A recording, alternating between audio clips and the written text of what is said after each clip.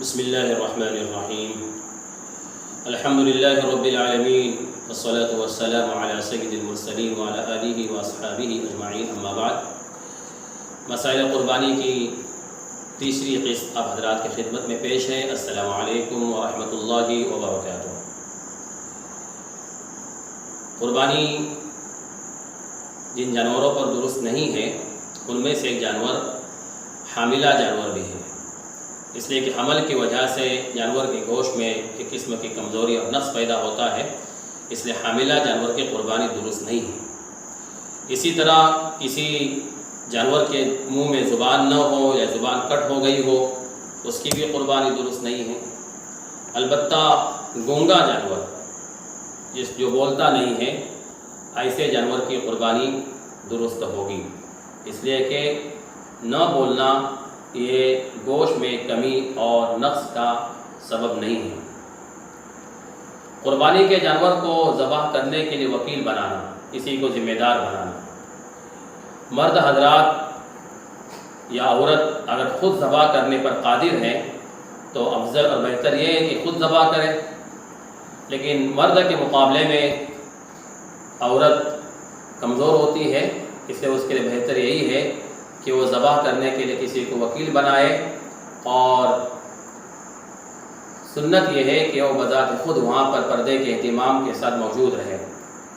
حضرت نبی اکرم صلی اللہ علیہ وسلم نے حضرت فاطمہ رضی اللہ تعالیٰ عنہ سے یہ بات ارشاد فرمائی تھی کہ آپ ذبح کے وقت، قربانی کے جانور کو ذبح کرنے کے وقت وہاں پر حاضر رہو۔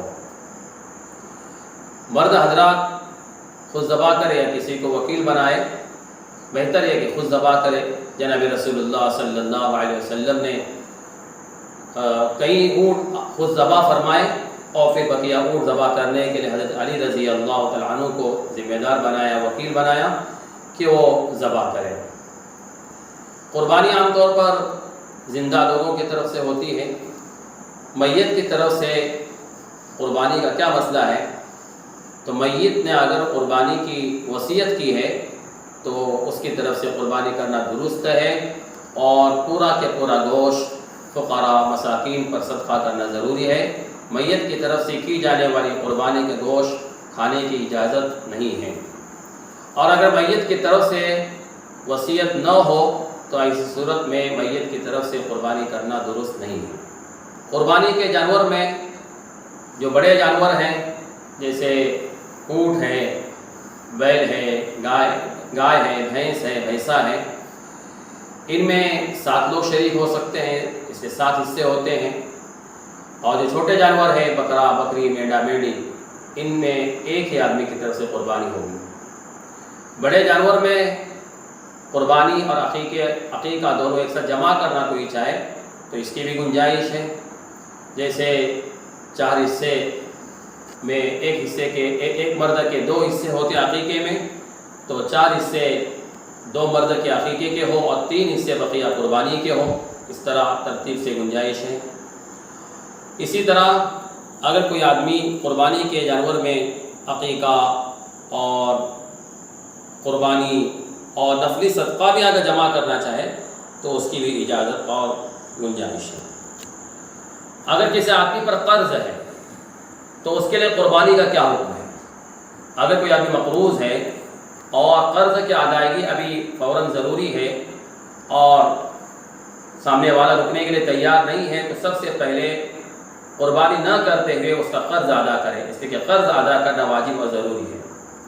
لیکن اگر سامنے والا رکنے کے لیے تیار ہے اور ابھی ادائیگی کا وقت نہیں ہوا ہے، یا ادائیگی کا وقت ہوا ہے لیکن قربانی کے لیے جو رقم ضروری ہے اس سے زائد رقم قرض کے بقدر موجود ہے، تو ایسا آدمی قربانی کر سکتا ہے، اس کے لیے سنت ہے۔ لیکن قرض رہتے ہوئے قربانی کرنا اور قرض ادا نہ کرنا یہ درست نہیں ہے۔ اسی طرح کسی شخص کو بکرے کی قربانی کرنے کی طاقت ہے، پیسے ہیں، بکرا ذبح کر سکتا ہے، اس کے باوجود بھی وہ بڑے جانور میں حصہ لے کر قربانی کرتا ہے، تو یہ بہتر نہیں ہے۔ بہتر یہ ہے کہ بکرے کی قربانی کرے، یہ افضل ہے، اس لیے کہ اس صورت میں ایک خون بہانے اور تنہا خون بہانے کی جو فضیلت ہے وہ فضیلت اس کو حاصل ہوگی، برخلاف بڑے جانور میں شرکت کے کرنے کے مقابلے میں، اس لیے چھوٹے جانور پر قربانی کرنا بہتر ہے۔ طاقت نہ ہو تو پھر بڑے جانور میں حصہ لے کر قربانی کرنے کی اجازت ہوگی۔ واللہ اعلم بالصواب۔